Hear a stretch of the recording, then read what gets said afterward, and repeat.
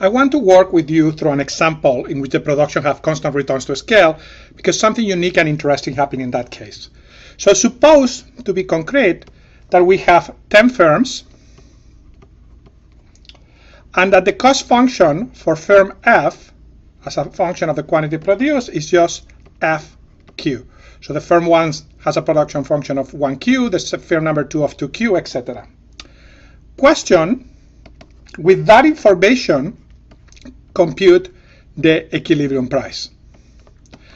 At this point, your reaction may be, Professor Rangel, with all due respect, you lost all of your marbles. It is official. And I want to tell you that may be the case, but think again. Because you have enough information to compute the price for this specific case of constant returns to scale. Let's see why.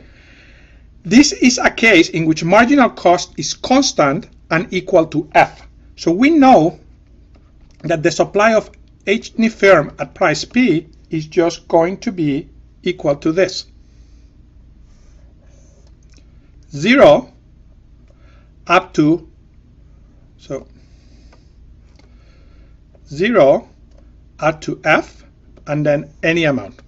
We saw that before. And in fact, we get a bunch of this supply curves. This is for firm 1. So at F equals, at a price equals 1.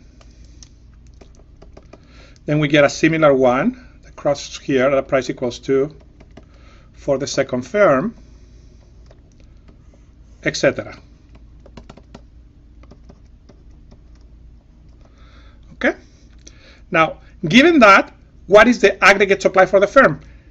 Now, horizontal addition has to be applied carefully here or you will get nonsense.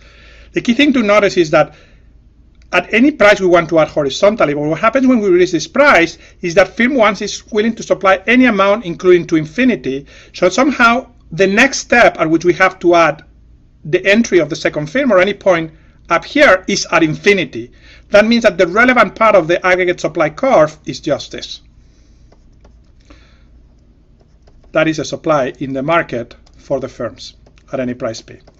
Now, this is quite intuitive because consumers are not going to be willing to buy from a firm that sells at a higher price where another one is willing to sell any amount at a cheaper price. That is also why that is the relevant supply, aggregate supply function. Now, I claim that that has to be equal to the equilibrium price, regardless of what the demand function is, and the answer is quite intuitive because it doesn't really matter what the demand function is here, here, here, or there. They always cross the aggregate supply function at that price P star equals 1.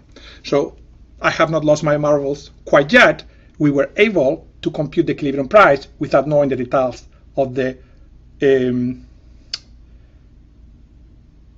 demand side of the market, and that is a very unique feature of the constant returns to scale.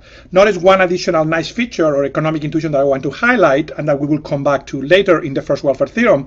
Market forces have generated all of the production to the firm, in this case firm 1, that can produce at the cheapest marginal cost.